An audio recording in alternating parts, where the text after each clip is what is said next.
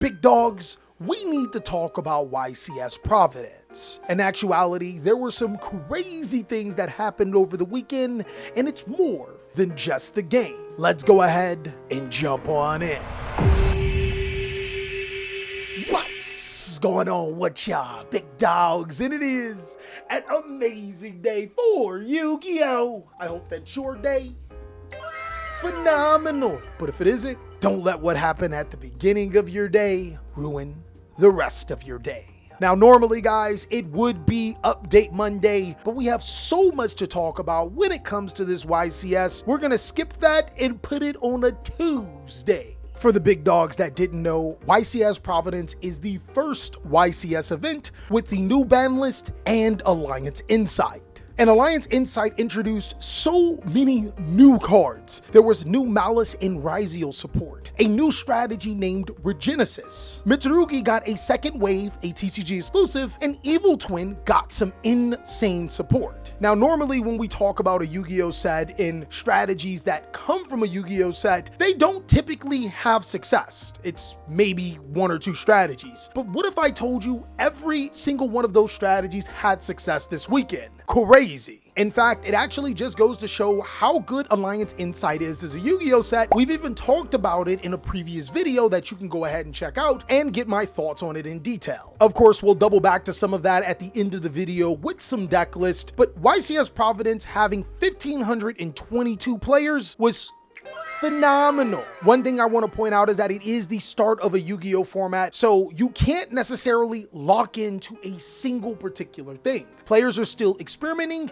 and the format hasn't been defined. But there were actually quite a few trends that I've noticed not only on stream, but also throughout the entire event. One thing that I actually noticed about the YCS stream is that the first rounds were really interesting. We got to see a ton of different Yu-Gi-Oh decks, but I don't want you to be fooled. I don't think that those decks were the decks to watch in the format. There were crazy strategies like Dragon Rulers and even Regenesis in the opening rounds. That was probably my favorite take from the stream, and if you guys have a favorite take, I want you guys to let me know down below. But moving on to the top Yu-Gi-Oh cards that I've noticed inside of this format. There were actually some cards that were really good, and then there were actually some cards that were good because of the subtraction. One thing that I noticed is that players were playing a lot less Fiendsmith, with popular cards like DD Crow and Ally of Justice Psycho Reader being used, as well as Ghost Bell. Fiendsmith actually didn't have the showing that a lot of players thought it should have had. What I've actually been finding incredibly weird is that Fiendsmith doesn't really have a place. Like, sure, in the competitive circuit, you can play Fiendsmith Ryziel, but I think that this YCS just proved that there's a better version. Outside of that, Malice doesn't play Fiendsmith. Blue Eyes tends not to play Fiendsmith. Crystron, no Fiendsmith there. I think personally we're gonna see a lot less Fiendsmith in Yu-Gi-Oh, and it's not because it's a bad engine, it's because it's just not strong enough for certain strategies, which is really weird because I think Fiendsmith is still incredibly strong, don't make a mistake, but strategies have started to formulate with other Yu-Gi-Oh engines to be a little bit more successful. The Molchummy cards are actually insane right now. Both Molchummy Perulia and Fwawalos are equally powerful against the best decks in the game, which go figure would be considered Ryziel and Malice based on just this YCS. Now, of course, big dog, I'm gonna be dropping that top 5 meta decks real soon. And class, I want you to do your homework. But for right now, let's just leave it at that. And the Molchummy cards being absolutely insane. Meows is following along. It's really strong, but often played in the sideboard to go against decks like Mitsurugi and other graveyard reliance situations. Dominus Impulse is probably the strongest hand trap in Yu-Gi-Oh, beating out Infinite Impermanence, and that's probably another reason why players are starting to play less Fiendsmith. I think it can simply be because the decks that don't play those light cards will probably keep it that way and sacrifice that for playing the strongest hand trap in the game. Ghost Bell was a crazy strong Yu-Gi-Oh card. I actually think Ghost Bell is way strong. We talked about it in cards that you should have bought before YCS Providence. Go ahead and check out that video too, because there's still some cards that you're sleeping on. It tracks both Psycho Reader and DD Crow, with Psycho Readers being used less, but it also checks Malice-based Yu-Gi-Oh decks, Mitsurugi-based Yu-Gi-Oh decks. It hits Ryziel because it stops Eclipse Twins, and it stops Called by the Grave. Can't be wrong with hitting Called by the Grave. But some more tech choices that I thought were really good. Topologic Bomber Dragon may be the answer for Malice to have their own Mitsurugi Ame type monster. Being able to wipe the board every single time a monster is pointed to the arrow seems to be the way that Mitsurugi Raizio gets over other Raizio based strategies, and Malice may have adopted that. Spell card Monster Reborn is also a crazy card because it's like a DD Crow. You can use it to take your opponent's likeness cards and use them for your own benefit, and it's a card that can be used on both players' turns. Don't sleep on this. But one of the biggest attractions that happen at the YCS, aside of those cards, is the Floodgate situation. To be honest with you, big dogs, I think there should be an entire video dedicated on these floodgates. But let's talk about the cards that absolutely stole the show. I don't think that there's ever been a YCS where I've seen that many Droll and Lockbirds and Artifact Lancias trade back and forth like a terrible tennis match. Droll, Lancia, Droll, Lancia, Droll, Droll, Lancia. It was really bad to watch. Now, while I was streaming the YCS, by the way, go ahead and check me out on Twitch, TheCaliEffect. I stream Monday, Wednesday, and Friday at 3:10 Pacific Standard Time. Someone did explain that this is what happens when cards like Crossout Designator and Triple Tactics Talent get limited respectively. But to be honest with you guys, I think that this is more of a symptom of the format. When you have cards like Artifact Lancey and Droll and Lockbird becoming incredibly powerful, it just means that there is a huge problem in the format itself. There's too much searching, too much gooning when it comes to the banish, and too many times where these particular cards are so impactful they can end an entire turn. And speaking of skipping another turn, the Raizio players have found a way to goon even harder than Malice. They have been playing Harpy's Featherstorm to be able to skip your opponent's entire turn. The combo line is simple. If your opponent Mold Charmies you or activates anything, hell, if they even look your way, a Triple Tactics Thrust can easily set a Harpy's Featherstorm to your side of the field. From there, you make Castell, the Sky Blaster Musketeer, one of my favorite Xseed monsters because it's really good at being able to get rid of problematic threats. But in this particular situation, it's a Wind Wing Beast monster. The perfect requirements to be able to resolve a Harpy's Featherstorm. And since Harpy's Featherstorm really doesn't have a counter, the only way to feasibly stop it is to not activate monster effects or play Crossout Designator with your Harpy's Featherstorm. Holy crap, maybe we needed Crossout Designator. This little combo that Raizio players have been doing really does take Floodgate to an entirely different level. I want to know what are you guys' thoughts on cards like Droll and Lockbird, Artifact Lancia, and of course Harpy's Featherstorm. Do they have a place in this Yu-Gi-Oh card game? Or should Konami have gotten rid of these cards in the first place? I really want to hear what you have to say. Moving on to the next segment, Konami has been doing a thing, I can't lie. As you guys already know, on this channel, we talk about when Konami is doing bad, but we also have to commend them when they do good things.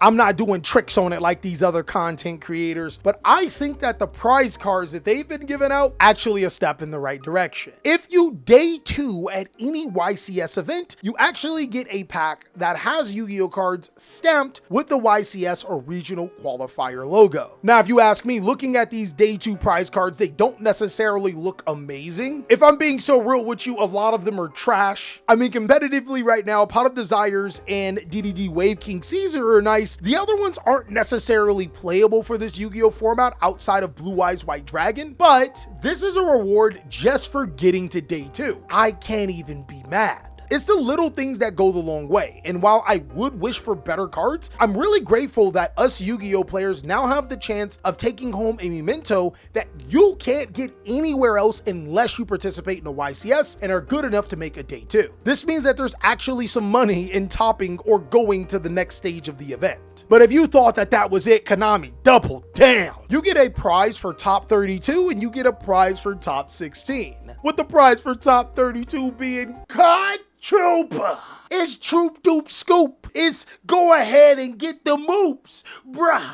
I'm not gonna lie, I am 100% a fan of Card Trooper. I love it. Understandably, it's not necessarily something that a lot of players will be looking for, and you have to be an old school Yu-Gi-Oh player to genuinely enjoy this one. But it is a right step in the correct direction. Hopefully in the future, they start printing cards that are a little bit more meta relevant to what we're playing right now. Possibly even give these stamps to some of the high-end cards from the set that we're playing in. So for example, if we're playing in Alliance Insight, maybe have Malice P. March Hair for for the ultra rare prize inside of a YCS stamped, not only would it bring more cards of that particular card in circulation, it also gives a reason for players to go goon and top a YCS. Stop gooning. For the top 16, this is where you're really cooking. There is an effect Veiler that is ultra rare and with the stamp. Now that one is a really good YCS top memento and is way better than the YCS air fryers. From what I can gather from my information, all of the other prizes are still the same,